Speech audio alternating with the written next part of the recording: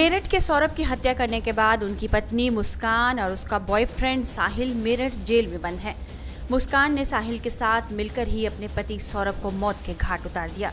इसके बाद मुस्कान के परिजनों ने उसकी पैरोकारी करने से इनकार किया था। वहीं सौरभ के हत्यारोपी साहिल के परिजनों ने भी अभी तक किसी भी वकील को केस की पैरवी के लिए हायर नहीं किया है। ऐसी स्थिति में पहले मुस्कान ने सरकारी वकील की मांग की थी, उसके बाद साहिल ने भी जेल प्रशासन से सरकारी वकील की मांग की। मुस्कान साहिल की यह मांग अब पूरी हो गई है, उन्हें सरकारी वकील मुहैया करा दिया गया है। रेखा जैन मुस्कान और साहिल का केस लड़ेंगी। इस संबंध में मेरठ विधिक सेवा प्राधिकरण के सचिव उदयवीर सिंह ने यह जानकारी दी है कि विधिक सहायता के तहत आरोपियों को सरकारी वकील प्रदान करना कानूनी प्रक्रिया का हिस्सा है। उनसे बात की है हमारे संवाददाता नईम सैफी ने।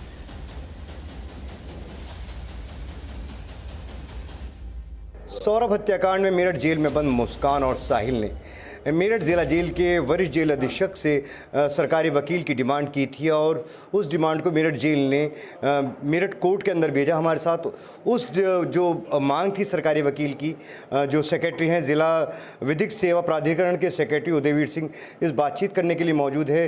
क्या इनके पास मांग आई है और उसके बाद में क्या इन्होंने एक्शन लिया है, क्या सरकारी वकील मुहैया कराया जाएगा और सरकारी वकील किस तरीके से इस केस को लड़ेगा। स्वागत है आपका टाइम्स नाउ नवभारत। जो जेल से आपके पास किस तरीके का पत्र आया है, उस पत्र में क्या लिखा गया है?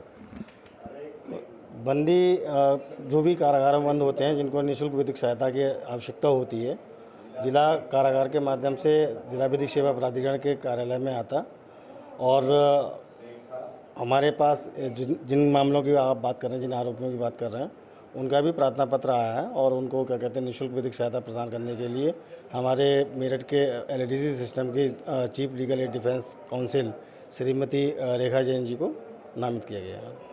तो रेखा जैन जी किस तरीके से केस लड़ेंगी? अब वो उनसे जो आरोपी हैं मुस्कान और साहिल, उनसे मिलने जेल जाएंगी, वो किस तरीके से वकालतनामा साइन होगा? इस पूरे मामले में कहीं कोई फ़ीस किसी तरह का, जो जैसे फ़ोटो किसी भी चीज़ का कोई ख़र्चा उनसे लिया जाएगा?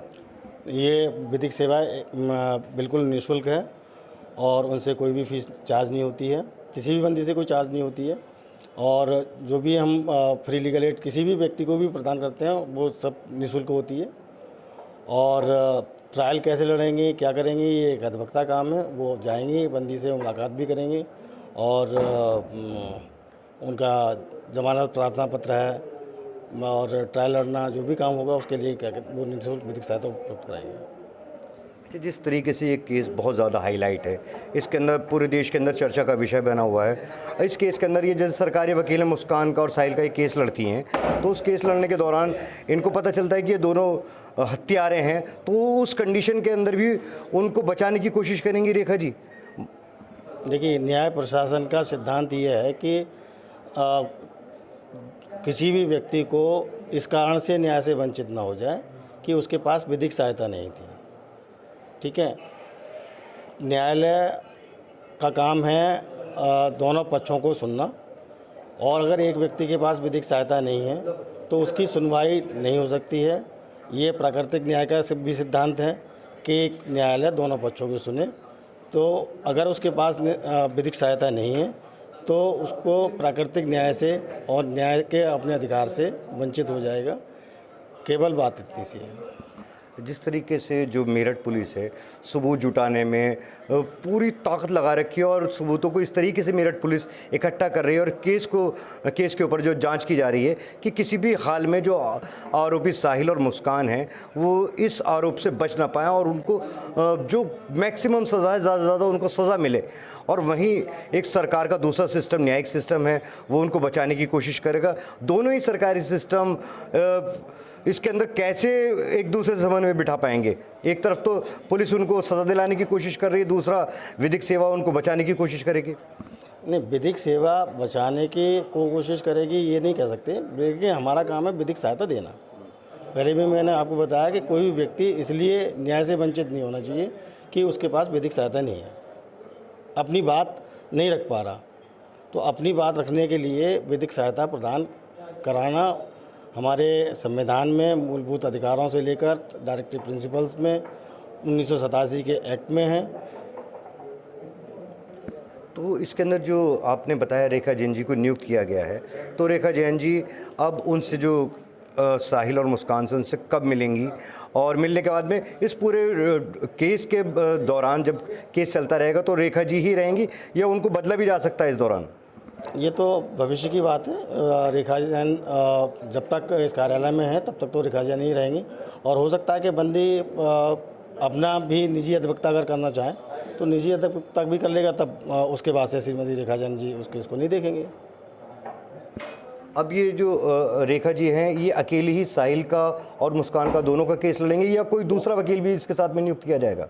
नहीं, हमारे सिस्टम में 4 लोग हैं और चारों मेनली तो वो देखेंगे केस को, लेकिन चारों लोग क्या कहते हैं एक दूसरे की सहायता में रहते हैं। ज़िला विधिक सेवा के सेक्रेटरी उदयवीर सिंह जी, उनका कहना है कि इस केस के लिए जो रेखा जैन हैं उनको सरकारी वकील नियुक्त किया गया है और वो जल्द ही जा कर के मेरठ जेल में मुस्कान और साहिल से मिलेंगी।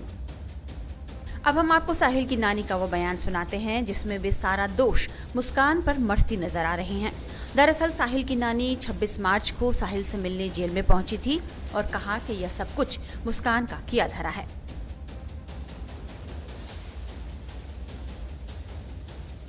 वो नहीं आया और गलत कि ये है वो है, मैंने इतना वो नहीं करा, यही वो कह रहा है। और उसने कुछ नहीं कही, वैसे तुम काके में कोई बात ना अपने रोक, तो मैं देखो कैसा कर रही हूँ काके में।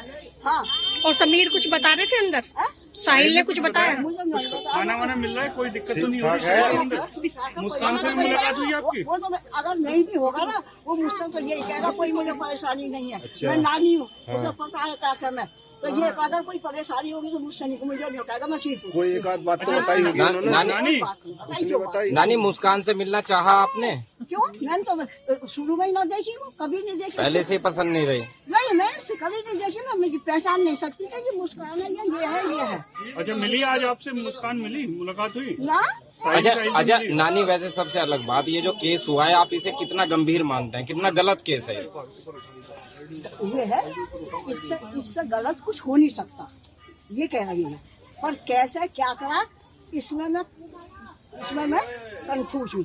कैसे क्या हुआ, क्यों उसके आदमी से साहिल को क्या परेशानी हुआ, और जो भी कुछ ये रचना रची है सब लड़की नहीं, मुस्कान नहीं करा है सब कुछ, जो भी कुछ करा।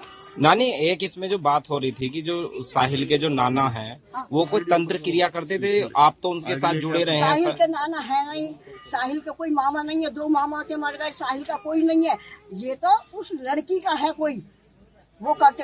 अच्छा, तंत्र मंत्र मैं कह रही हूँ, तुम एक से एक तंत्र मंत्र को बुला लो, अगर कोई मुझे कुछ कर जाए तो तुम कहना देखो तुम्हारे साथ क्या हुआ। तो किसी की नहीं है, वही है राम रसीदा का, और किसी के तकदीर की कोई पढ़ नहीं सकता, कोई मिटा नहीं सकता जो लिखा है। क्या सजा मिलनी चाहिए अब? साहिल और मुस्कान को क्या सजा मिलनी चाहिए? इतना बड़ा हत्याकांड किया है। ये इतनी बड़ी कोर्ट है, इतने वकील है, वही फैसला लेंगे। आपको क्या लग रहा है क्या होना चाहिए? नहीं इतनी नहीं है, मैं जो तुम पूछ रहे हो वो मेरे उसमें नहीं है। ये तो इतने बड़े बड़े वकील हैं, वो है। गलत किया है साहिल और मुस्कान ने, आपको लग रहा है गलत किया है? गलत किया है साहिल और मुस्कान ने, लग रहा है आपको? एक तो गलती करी है, उसके बाद भी अति गलती करी है। अति गलती करी है। हाँ। नानी, उसके साहिल के कमरे पे जो चित्र हैं, लोगों ने बताया कि ये तंत्र से जुड़े हैं, उनकी क्या सच्चाई है? सांप साहिल के साथ रहती थी? भूत, सांप, सबकी तस्वीर ला के मेरे ऊपर घुमा के उसका कुछ भी करो, मेरी गर्दन काट के वो करो, चढ़ा दो, ये कुछ बात है? तंत्र वंत्र नहीं क्या करता था साहिल? बिल्कुल नहीं, बिल्कुल सिर्फ एक उससे बस, और कुछ नहीं। किसी को नहीं मानता था, किसी को नहीं, एक वो तो भोले को ही मानता, भोले बाबा को मानता था। अब भोले की तस्वीर है, वो किसी कारण से तस्वीर बनाने में क्या है, वो तो फेल सीन है, कैसे कैसे कर दो, उससे क्या हो रहा है? ठीक है नानी, ठीक।